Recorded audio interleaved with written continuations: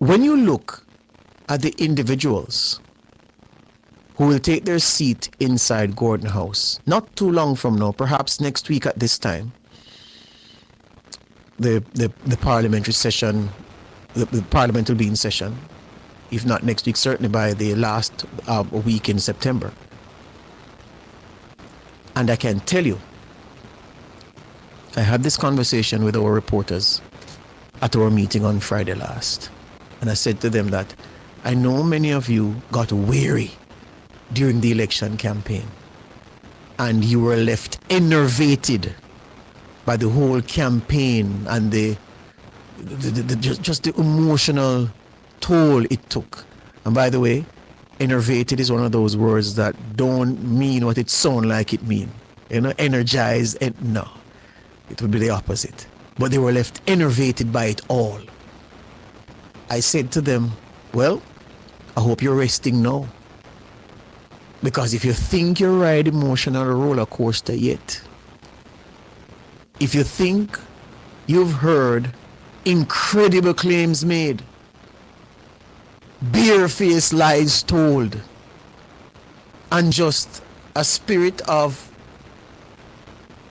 uncivility possessing some individuals, you better rest now, because when the parliament starts, that will be magnified by at least 10. And so I'm preparing myself to be surprised when certain actors don't act according to the script. I'm imagining that they are now writing and will be enacting when they sit inside Gordon House. It is going to be a bumpy ride. There's going to be noisy, it's going to be unruly. It will be a test of the democracy. It will also be an advertisement for the democracy. How strong the democracy is. How people's choices in the individual seats, how they use that privilege. And whether parliamentary privilege is used fully, honestly, earnestly, or if it's abused for political gain. I have an idea where my money would lie if I were to bet on a likely outcome. But Parliament will not be normal when things get rolling. You know, I want Jamaicans to take a step back. I want all of us to be committed to honesty and integrity. And one of the ways I describe and define honesty and integrity is this way. Honesty for me is telling the truth about something to somebody else. It takes many forms, so that's not the only definition. But I think that is the core of the definition of honesty. It's when you tell the truth to somebody else. Integrity is when you tell the truth to yourself. That for me is the honesty integrity paradigm. And I want us to celebrate the people who speak truthfully to us. I don't want us to demonize those who don't speak the truth to us. I want us to encourage them. Here's a Star Wars reference now. Encourage them to stray, to avoid the dark side. Encourage them to come into the light. Encourage them to be truthful as best as we can. But hold to account every woman, every man who is honest in their dealings in public office, and who, by virtue of their honesty, telling us the things that are truthful, is then living up to the integrity that makes truth-telling something second nature, like breathing. This election campaign has shown that there are many people who believe that if you dislike someone or something, if you tell enough lies, you can mash it down. You can tear it down. You can destroy it. Thank God, beg your pardon, thank God that there are even more people who believe in this thing called truth, in honesty and integrity and in decency. I think, listeners, viewers,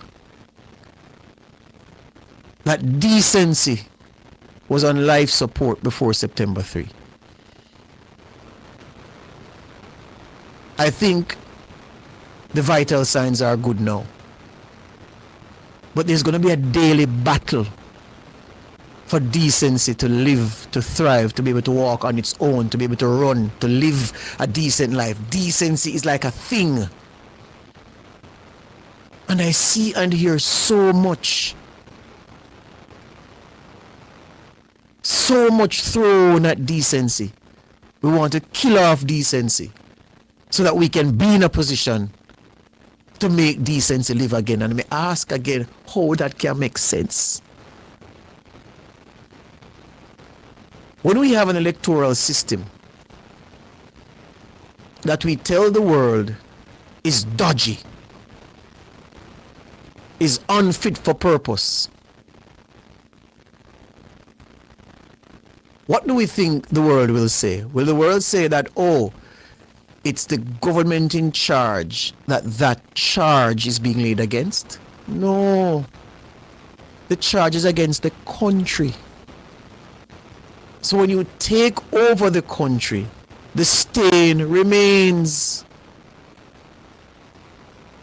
The skid mark can't wash out of the brief.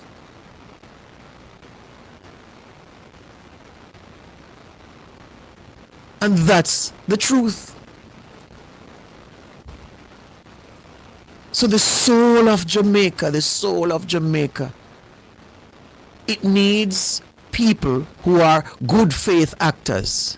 So you love yourself, you love your family, you love your neighbor, you love your children, you love your neighbor's children. If we have that sense of community, if you can disagree with a man, your brethren, still drink a beer with him later. If you drink beer, you still go buy lunch with him. You still love your brethren just the same, even though you have different views.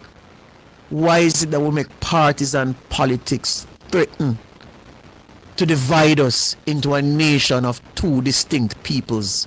Why would we want to do that?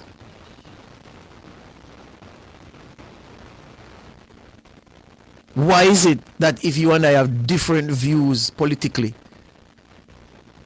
you determine that, oh, you don't believe what I believe in, all right, me hate you. You feel dead. That's what so many want this country to become. If you don't agree with me, you feel dead. Nationwide suffers from a lot of that. A lot of that. Internet warriors, keyboard warriors, say and do all kinds of things. And I never knew I'd live to see a day in Jamaica where the dunce is celebrated. You see, I said some things on Nationwide this morning a few days ago about the dunces. And man, predictably, some people are lose their mind reacting to it. It's not lie, me tell. I wasn't being unfair. The facts are there for people to see. So I say to Jamaicans this morning as I finish my little section and open the lines to hear from you. What do you want for this country? Do you want to preserve this democracy? Do you want to be able to live freely, think freely, express yourself freely? Then if you do, why would you deny those things to somebody else. The two of us see things differently. Why we can't just get along and carry on with life? Why me have to dead? Because I see things different from you.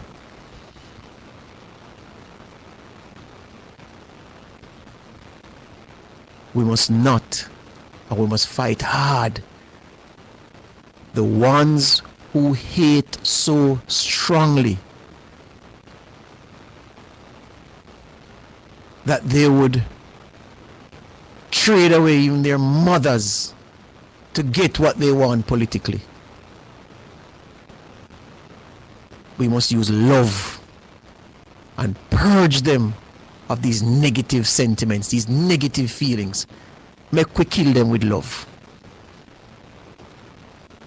The group of us, the colony of us, the army of us who mean Jamaica well is bigger and more powerful and more influential than that other army who can only love Jamaica if for them party in power. As I told you before, if on September 4 the election result had gone differently, you know what I would have had to do on September 4?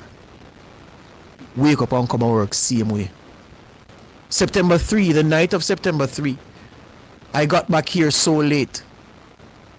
It never makes sense to go home because it was like after 1 in the morning I saw Chevron here, Cara here, they were working on the news. And they were here from before day, as my granny would say, on September 3. I myself was here from after 4 September 3. So after 1, the day after, they still never got me out yet. And I just slept in my office. Lock the door, turn off the light and just sleep 3.5 hours. Wake up 5. Look over the morning news. Ready again. I would have done the same thing if the result had been different, because the result would have reflected what Jamaica wanted. And I would have loved my country no less. I would have had no hate, no more hate than I have now. And I don't have no hate in me. Because it's my country. And I don't understand some of you. And you're raising children. And you want respect. You want friendship. You want relationships. But you only want it a certain kind of way. It's sad. And it is to be resisted. And love is what we're going to use. Love. Because hate against hate equal disaster. We're going to really prove that love conquers all. After the break, your calls. My hands were steady.